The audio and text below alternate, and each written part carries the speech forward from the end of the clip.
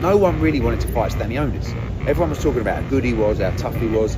Boots at 70% physically played with him. Yeah, but that's my question, because my sources tell me that Virgil's supremely they are. interested in that Xander Zayas fight. So Zayas fight. Yeah, so if Boots can't get the fight with Virgil, he has to take a marquee name in his next fight at 154. Or you fight a champion. Or you fight, listen, it's not really the fight that we want, but Barris Abu is the world champion from Germany. Yeah, I like when you scrambling and scraping for shit. No, I like that. I'll be practicing. I got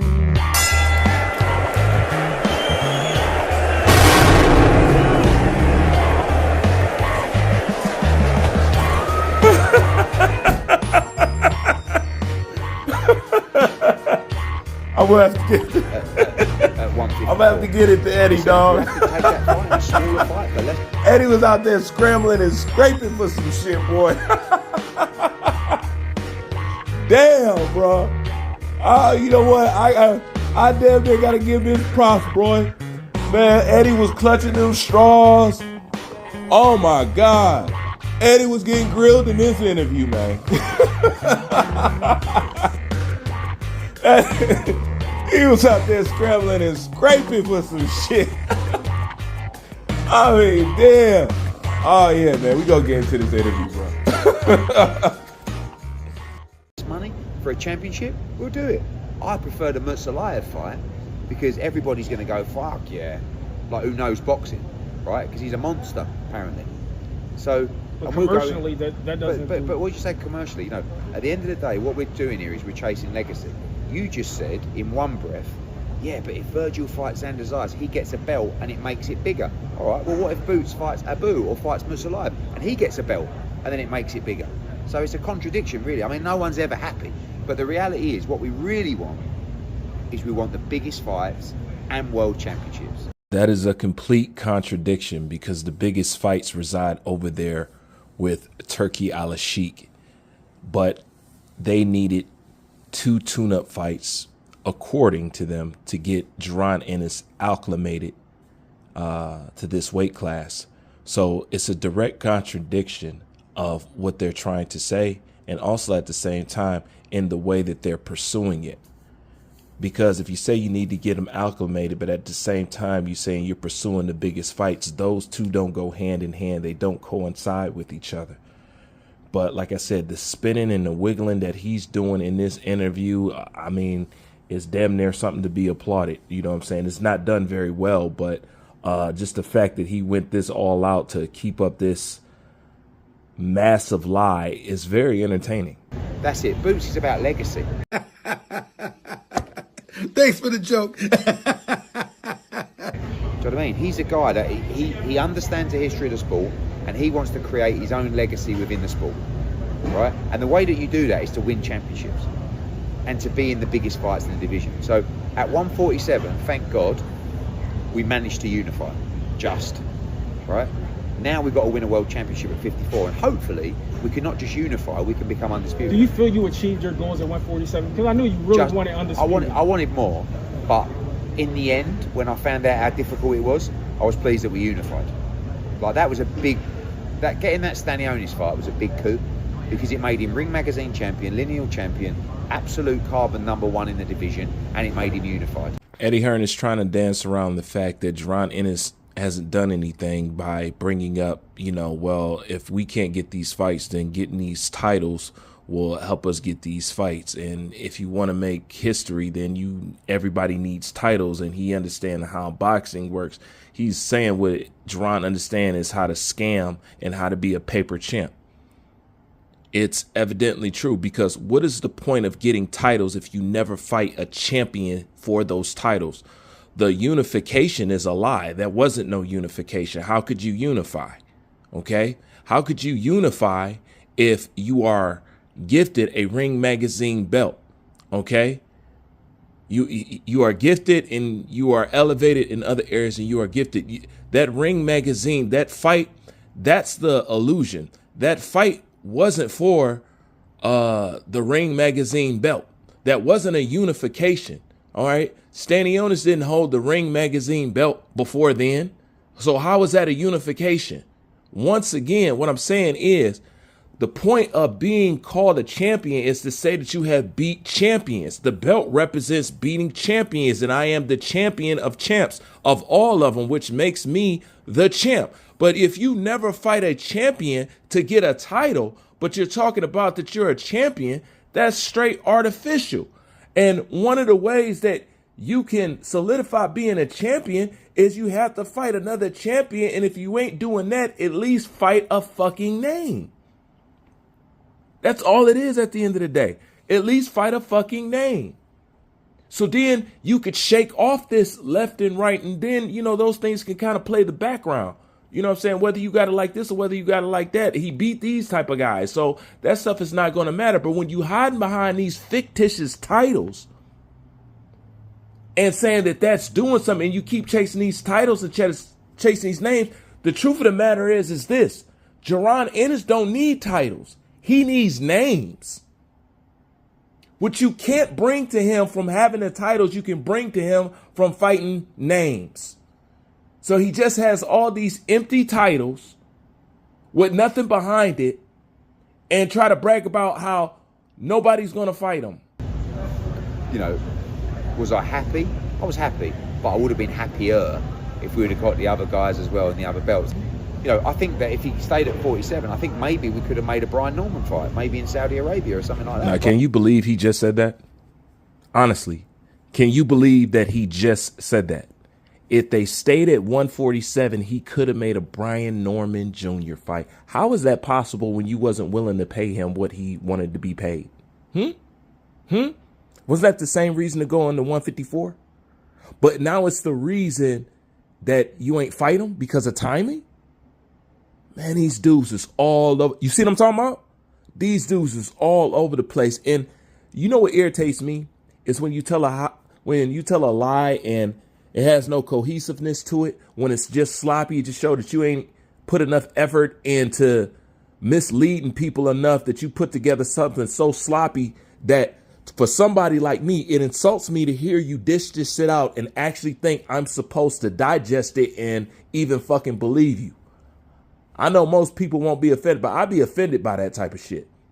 Like you actually don't think that, I don't know, maybe that comes from having a high discernment or something like that. I don't know, but I don't take lightly to that shit. It's insulting to me. Now you saying y'all could have made a fight with Brian Norman Jr. Why? Because Brian Norman Jr. is now in a big fight of his own, fighting somebody else that Jaron Ennis could have fought. Once again, he don't need titles. He need names. That's a whole, Jaron can get every title in the world. He's still going to have the same type of cloud over his head. He hasn't fought nobody because he hasn't fought nobody. Timing's everything. And, you know, I think the perfect weight for Boots is 160. I think he could go there now and be in his absolute prime. Eddie Hearn is actually telling the truth right here. Those are his true feelings. He'll be tight at 54 tomorrow. People think that when you move up in weight, all of a sudden it's easy. He's massive. He will 100% go to 168 at some point. What Eddie Hearn is actually addressing is people in the boxing world is talking about how at the weigh-in with Liam, I don't know his name. Jaron Ennis was looking drained. He was still looking drained. And people are like, well, how did he move up and he's still looking drained and all that other stuff? And they're like, damn, so he even too big for this weight class and blase splee. Now, okay, a couple things, all right? This is what they do nowadays. You shouldn't be shrinking down no 40-something pounds to fit in no weight class. You're fighting out of your weight class, which means you want to be a weight bully, which means you want to have the natural advantage of being a big guy, but can smash down to that weight, you know what I'm saying, enough, you know what I'm saying, to fill her up on fight night. And that's the whole thing with these fighters. All these fighters nowadays are not even fighting in their right weight class, which if I could double back to a previous video when I spoke about Jaron Ennis' power, this is how I was able to ultimately detect that Jaron Ennis' power wasn't like that. Because I know, truthfully, Jaron is a middleweight. You know what I'm saying? He's 160, 168, truthfully. Just like, listen, just like Errol Spence was, you know? So that's how I knew Earl Spence' power wasn't like that, and Jerron's power is like not like that. Okay, because yet he's still really naturally that big, and he still don't got no stank on nothing. Not really. I know. Listen, I know a lot of people are still gonna fight me on that. I'm not. Time will tell. But they talk about how he still look drained. Yes, he deserves to be at middleweight. Yes, Jerron does. But it's the fear.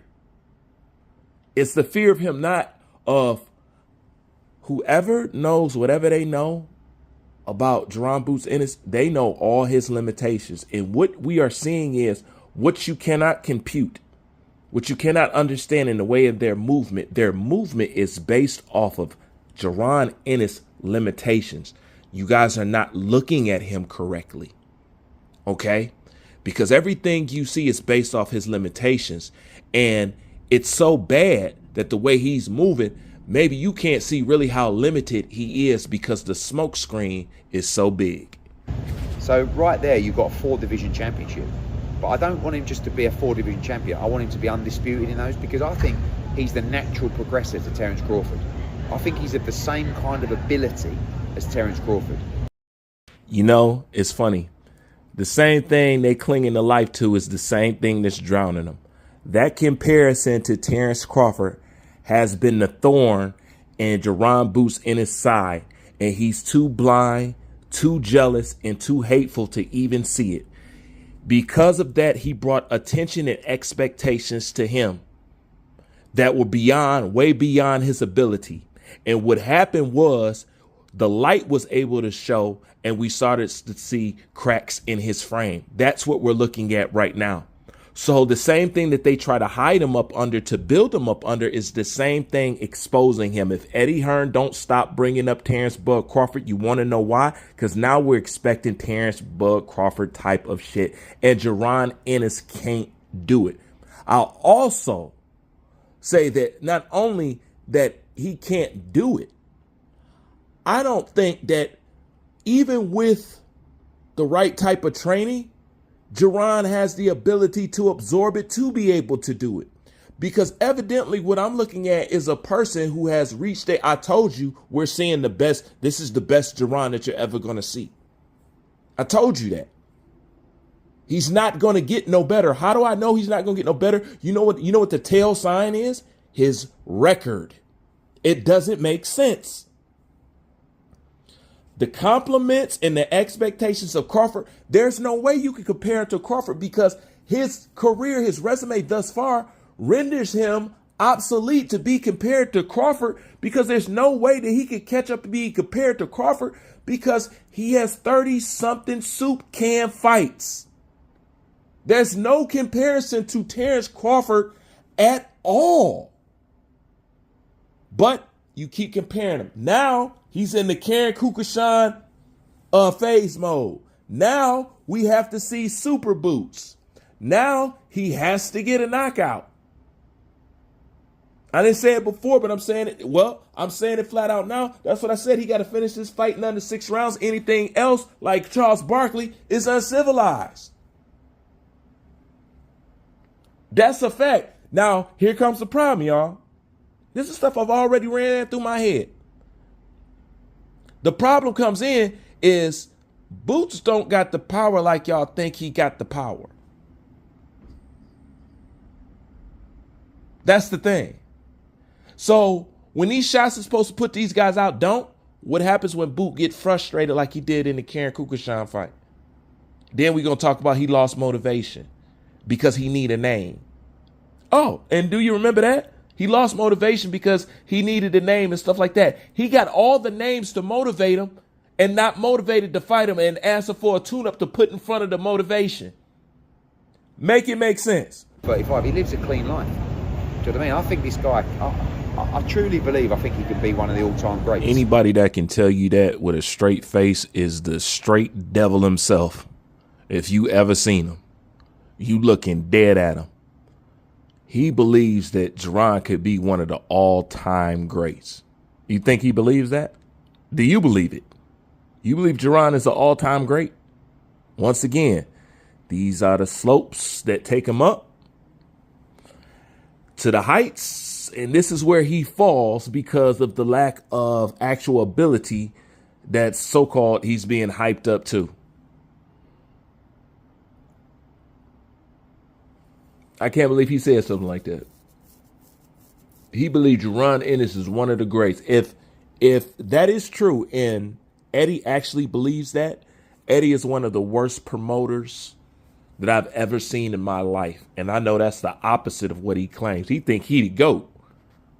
But you be one of the worst promoters I've ever seen in my life. If you actually believe that and you've moved Jerron the way that you have moved him. Okay? You can't talk tough to a guy who ducked Blair Cobbs. And Blair Cobbs was a layup. That was a layup. That's what tell me if you don't know the sport. That was a layup. You want to know why?